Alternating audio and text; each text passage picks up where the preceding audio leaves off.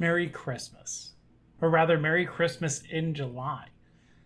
I'm the Reverend Shane Montoya, the interim pastor of the Wolcott Congregational Church, and I'm glad you're here with us on this very special edition of our Together Apart worship series.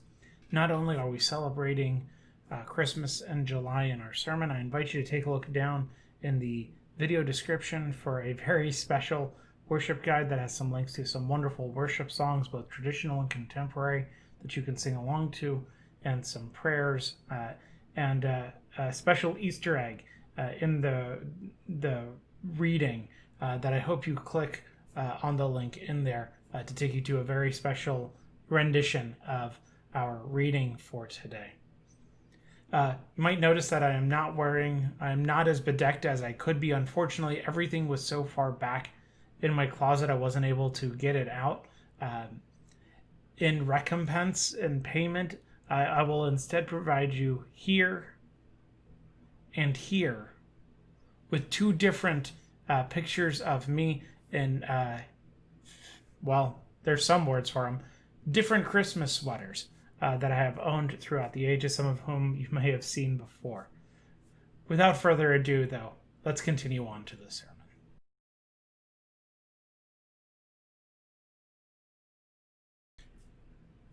Merry Christmas. If this feels like an odd thing to say while temperatures are hitting 90 degrees outside, well, it probably should. Here in the Northern Hemisphere, our secular celebrations of Christmas are centered around the cold weather and the possibility of snow. Jingle bells, let it snow. Even the concept of Santa Claus riding a sleigh pulled by reindeer are all predicated on being in cold weather.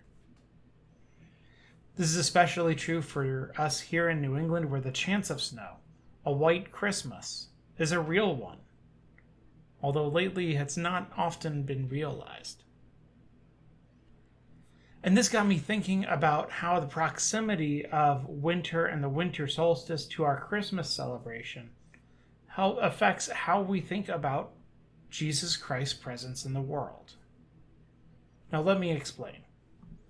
When we celebrate Christmas together at the Wolcott Congregational Church, we end our service, and this is after the silent nights with the candles, with a reading of John 1, the first chapter of John, verses 1 through 5, culminating in that line, "The light shines in the darkness, and the darkness did not overcome it."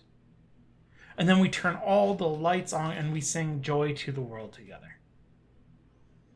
And when we leave the church over the next few weeks and months, the days get longer, and there is literally more light in the world as we experience it.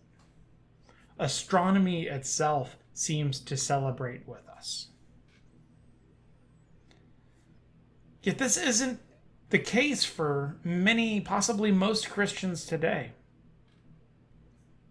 An increasingly large percentage of Christians in the world live in Latin America, in Africa, in southern China, where either it's summer in December, or who are so close to the equator that the day length doesn't change all that much from season to season. So I wonder what it's like to hear that proclamation that the light shines in the darkness and the darkness did not overcome it, and it doesn't seem to work. The days don't get longer. Indeed, the days get shorter. Do we therefore live in a world in which the forces of evil have won, or possibly even more frightening, a world that is indifferent to the cruelty in our lives and our suffering? Did Christ's death mean nothing? No, of course not.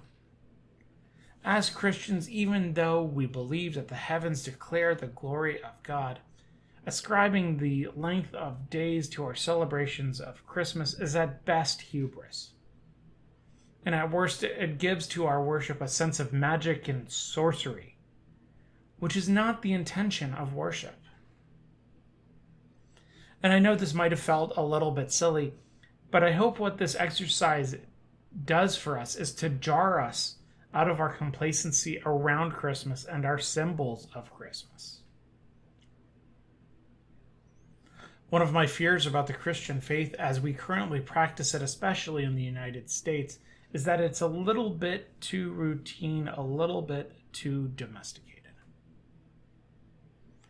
It's so easy these days to be a kind of partial Christian, a cultural Christian, an aesthetic Christian, to extract the symbols of the faith without actually internalizing the content of it. We might follow the form and the aesthetics, the design of Christianity, but not necessarily its function and substance. So why then do we celebrate Christmas in July? Is it so that we can, take out the little trees once again? Is it so that we can put on our hats and our sweaters? I don't think so. Or at least that's not it for me. Because for me, in placing the story of Christmas in a time and a context that is completely foreign to how we normally celebrate it, it allows us to focus on the story itself. To strip away all those other things that we put on top of Christmas, all of those very important, very human layers that exist on top of this Christmas story. Christmas in July lets us focus on Christ alone and the utter strangeness of that story. The idea of Jesus Christ, fully human and fully divine, deity in the flesh on the earth, would have been an utterly confounding one to Jesus' contemporaries. The disciples who spent so much time with Jesus had an incredibly hard time with this concept. Right now in our Bible study, we're reading through the book of Daniel, and one of the things that struck me as we were reading it were the common references to God in heaven, as though that were the only place that God was allowed to dwell. Yet we as Christians know that God dwelled with us in the person of Jesus Christ right here on earth, and through the Holy Spirit, God lives inside each and every one of us right now. How God could dwell on earth was and remains a confounding issue, an issue that confuses many Christians and non-Christians alike.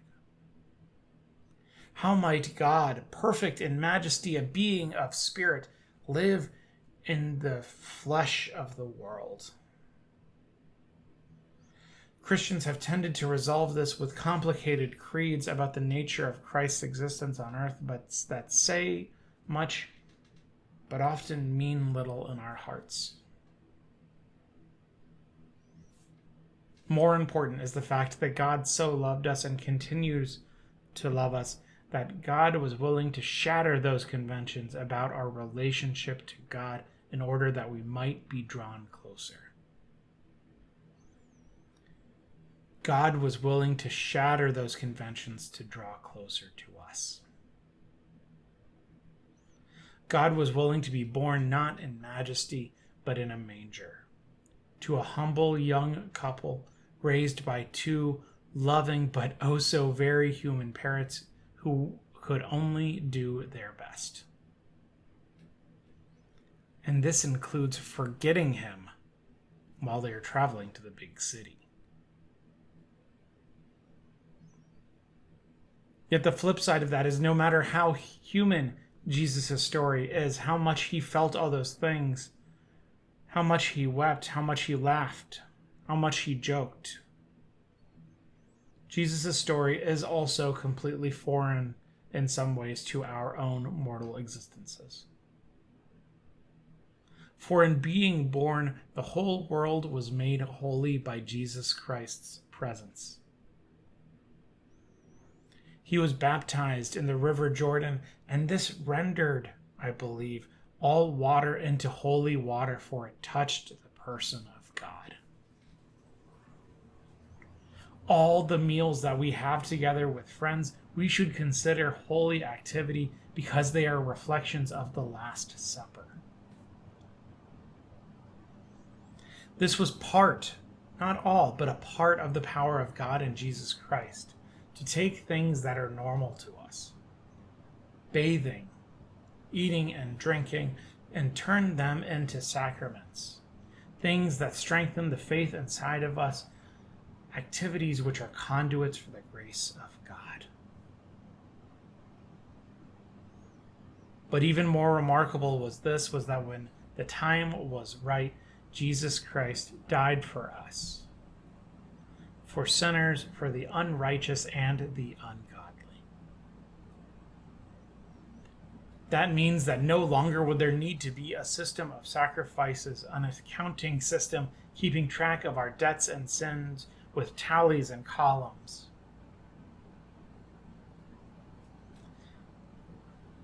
And with his resurrection, Jesus Christ broke the power of death itself, that final enemy. And although that work has yet to be completed in full, one day it will be. So from his birth, heralded by angels and attended by shepherds, to his life and ministry, caring for the poor, healing the sick, liberating the captive, and to his death and beyond, breaking the power of sin and death, the remarkable nature of Jesus Christ should continue to astound us. So Merry Christmas in July. I hope it astounds you, just as it did those poor shepherds long ago. Amen.